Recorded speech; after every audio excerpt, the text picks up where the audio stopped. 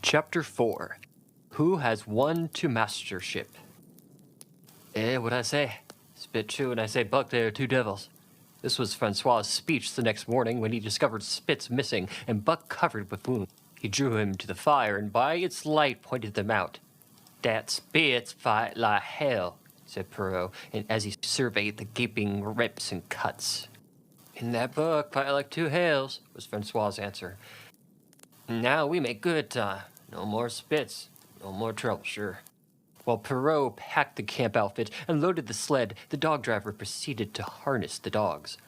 Buck trotted up to the place Spitz would have occupied as leader, but Francois, not noticing him, brought Solix to the coveted position. In his judgment, Solix was the best lead dog. Buck sprang upon Solix in a fury, driving him back and standing in his place. Eh? Francois cried, slapping his thighs gleefully. "Oh, look at that Buck. Him kill that Spitz, and take the job." "Go away, Choke," he cried, but Buck refused to budge. He took Buck by the scruff of the neck, and though the dog growled threateningly, dragged him to one side and replaced Solix. The old dog did not like it, and showed plainly that he was afraid of Buck. Francois was obdurate, but when he turned his back, Buck again displaced Solix, who was not at all unwilling to go. Francois was angry. "Now by gar, fix you," he cried, coming back with a heavy club in his hand. Buck remembered the man in the red sweater and retreated slowly, nor did he attempt to charge in when Solix was once more brought forward, but he cried just beyond the range of the club, snarling with bitterness and rage. And while he circled, he watched the club as to dodge it if thrown by Francois, for he was becoming wise in the way of clubs. The driver went on about his work, and he called Buck when he was ready to put him in his old place in front of Dave. Buck retreated 2 or 3 steps. Francois followed him up, whereupon he again retreated. After some time of this, Francois threw down the club, thinking that Buck feared a thrashing, but Buck was in open revolt. He wanted not an escape a clubbing, but to have the leadership. It was by his right. He had earned it, and he would not be content with less. Perrault took a hand. Between them, they ran him for the better part of an hour. They threw clubs at him. He dodged. They cursed him and his fathers and mothers before him, and all his seed to come after him, down to the remotest generation, and every hair in his body and drop of blood in his veins. And he answered with curse, with snarl, and kept out of their reach. He did not try to run away, but retreated around and around the camp, advertising plainly that when his desire was met, he would come in and be good. Francois sat down and scratched his head. Perrault looked at his watch and swore. Time was flying, and they should have been on the trail an hour gone. Francois scratched his head again. He shook it and grinned sheepishly at the courier, who shrugged his shoulders and signed that they were beaten. Then Francois went up to where Solix stood and called to Buck. Buck laughed as dogs laugh, yet kept his distance. Francois unfastened Solix's traces and put him in his old place. The team stood harnessed to the sled in an unbroken line, ready for the trail. There was no place for Buck save at the front. Once more Francois called, and once more Buck laughed and kept away. "Troll down the club," Francois commanded. Francois complied, whereupon Buck trotted in, laughing triumphantly, and swung around in the position at the head of the team. His traces were fastened. The sled broke out, and with both men running, they dashed out to the river trail. Highly as the dog driver had forevalued Buck with his 2 devils, he found, while the day was yet young, that he had undervalued. At a bound, Buck took up the duties of leadership, and where judgment was required and quick thinking and quick acting, he showed himself the superior even of Spitz, of whom Francois had never seen an equal. But it was in giving the law and making his mates live up to it that Buck excelled. Dave and Solix did not mind the change in leadership. It was none of their business. Their business was to the toil, and the toil mightily, in traces, so long as that they were not interfered with, and they did not care what happened. Billy, the good-natured, could lead for all they cared, so long as he kept order. The rest of the team, however, had grown unruly during the last days of Spitz, and their surprise was great now that Buck proceeded to lick them into shape. Pike, who pulled at Buck's heels and who never put an ounce more of his weight against the breastband than he was compelled to do, was swiftly and repeatedly shaken for loafing, and ere the first day was done he was pulling more than ever before in his life. The first night in camp, Joe, the sour one, was punished roundly, a thing that Spitz had never succeeded in doing. Buck simply smothered him by virtue of his superior weight and cut him up until he ceased snapping and began to whine for mercy. The general tone of the team picked up immediately. It recovered its old-time solidarity, and once more the dogs leaped as one dog in the traces. At the rink rapids, 2 native huskies, Teek and Kuna, were added, and the celerity of which Buck broke them in took away Francois's breath. "There's such a dog as that Buck," he cried. "No there. Him worth $1,000, by God. What do you say, Perrault?" And Perrault nodded. He was ahead of the record then, and gaining day by day. The trail was in excellent condition, with well packed and hard, and there was no new fallen snow which to contend. It was not too cold. The temperature dropped below 50 and remained there the whole trip. The men rode and ran by turn, and the dogs were kept on the jump, but with infrequent stoppages. The 30-mile river was comparatively coated with ice, and they covered in one day going out what had taken them 10 days coming in. In one run, they had made a 60-mile dash from the foot of Lake Deber to the White Horse Rapids, across Marsh, Tagish, and Bennett, 70 miles of lakes. They flew so fast that the man whose turn it was to run towed behind the sled at the end of a rope. And on the last night of the second week, they topped the White Pass and dropped down the sea slope with the lights of Sagway and of the shipping at their feet. It was a record run. Each day for 14 days they had averaged 40 miles. For 3 days, Perrault and Francois threw chest up and down the main streets of Sagway and were deluged with invitations to drink, while the team was the constant center of a worshipful crowd of dog-busters and mushers.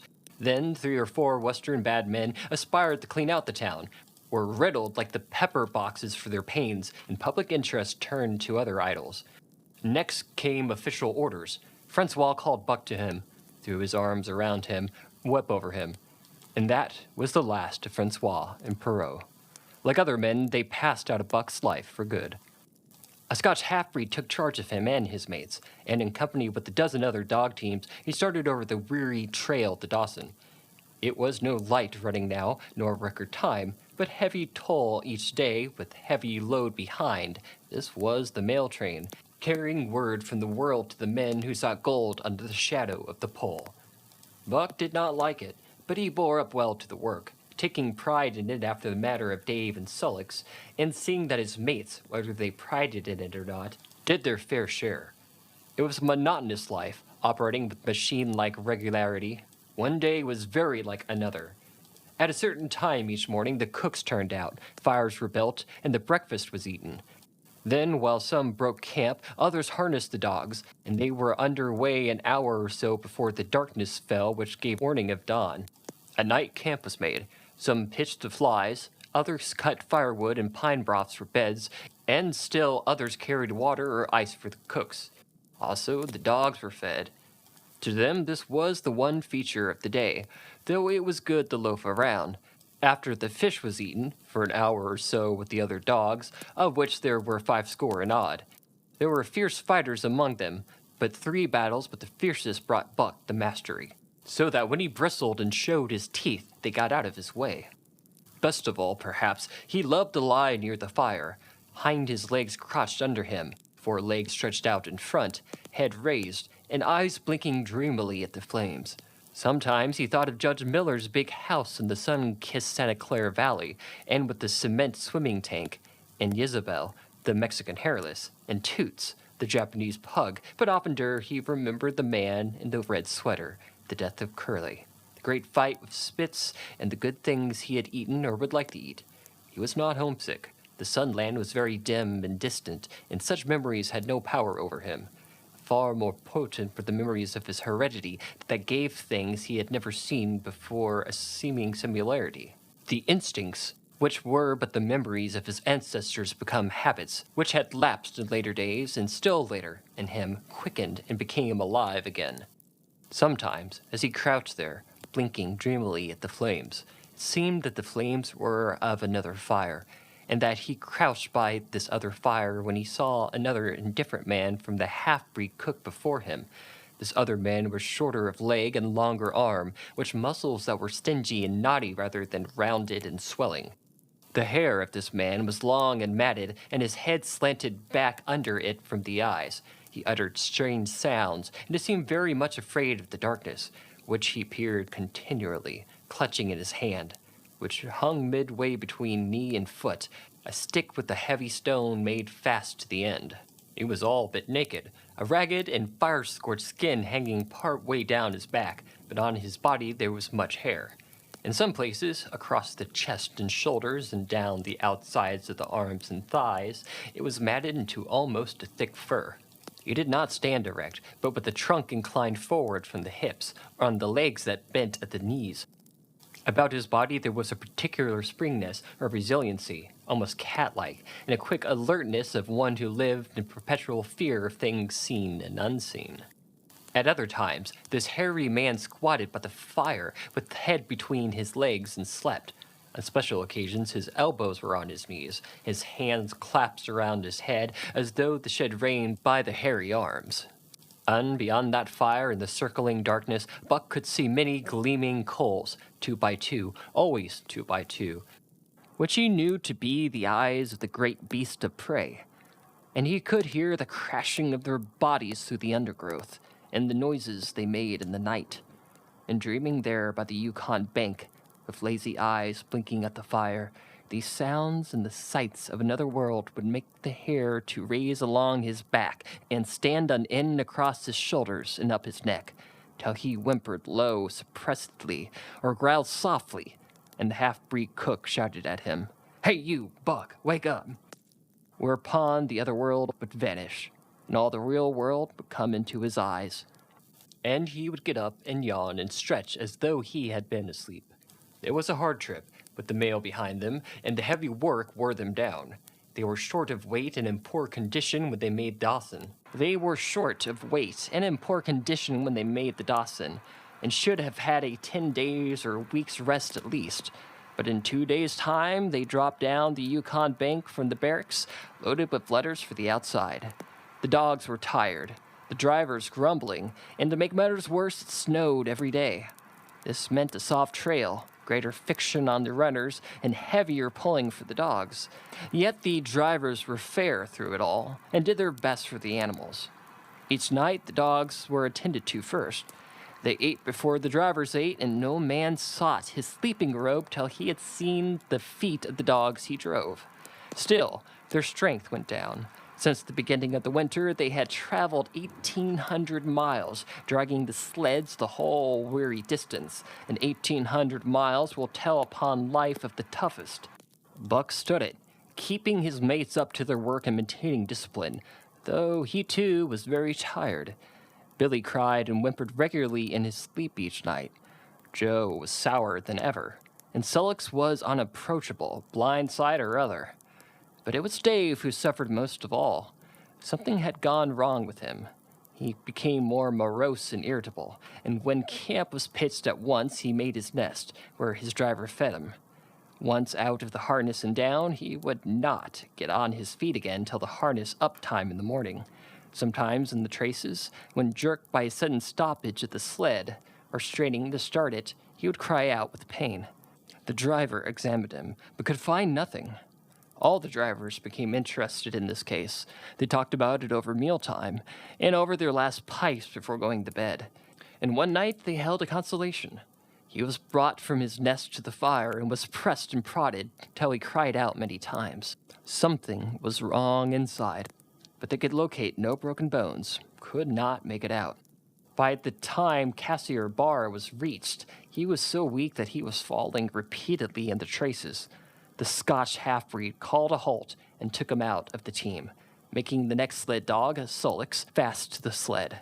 His intention was to rest Dave, letting him run behind the sled. And sick as he was, Dave resented being taken out, grunting and growling while the traces were unfastened, and whimpered broken-heartedly when he saw Sullox in the position he had held and served so long.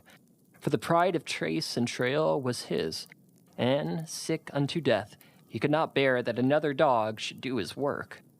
When the sled started, he flourished in the soft snow alongside the beaten trail, attacking Solix with his teeth, rushing against him and trying to thrust him off into the snow on the other side, striving to leap inside his traces and get between him and the sled, and all the while whining and yelping and crying with grief and pain. The half-breed tried to drive him away with the whip, but he paid no heed to the stinging lash, and the man had not the heart to strike harder. Dave refused to run quietly on the trail behind the sled, where the going was easy, but continued to flounder along in the soft snow, where the going was most difficult till exhausted. Then he fell, and he lay where he fell, howling lugubriously as the long train of sleds turned by. With the last remnant of his strength, he managed to stagger along behind till the train made another stop, where he floundered past the sheds to his own, where he stood alongside Solix. His driver lingered for a moment to get a light for his pipe from the man behind. Then he returned and started his dogs. They swung out on the trail with a remarkable lack of exertion, turned their heads uneasily, and stopped in surprise. The driver was surprised, too. The sled had not moved. He called his comrades to witness the sight. Dave had bitten through both Solix's traces and was standing directly in front of the sled in his proper place. He pleaded with his eyes to remain there. The driver was perplexed. His comrades talked of how a dog could break its heart through being denied the work that killed it, and recalled instances that they had known, where dogs too old for the toil or injured had died because they were cut out of the traces. Also, they held it in a mercy, since Dave was to die anyways, that he should die in the traces, heart easy and content. So he was harnessed in again, and proudly he pulled as old, though more than once he cried out involuntarily from the bite of his inward hurt. Several times he fell down and was dragged in the traces, and once the sled ran upon him, so that he limped therefore after in one of his hind legs. But he held out till camp was reached, when his driver made a place for him by the fire. Morning found him too weak to travel. At harness up, he tried to crawl to his driver. By convulsive efforts, he got on his feet, staggered, and fell. Then he wormed his way forward slowly towards where the harness was being put on his mates. He would advance his forelegs and drag up his body with a sort of hitching movement, or he would advance his forelegs and hitch ahead again for a few more inches. His strength left him. In the last his mates saw of him, he lay gasping in the snow and yearning towards them. But they could hear him mournfully howling till they passed out of sight behind a belt of river timber. Here the last train was halted. The Scotch half-breed slowly retraced his steps to the camp they had left. The men ceased talking. A revolver shot rang out. The men came back hurriedly. The whip snapped. The bells tinkled merrily. The sledge churned along the trail. But Buck knew, and every dog knew, what had taken place behind the belt of river trees.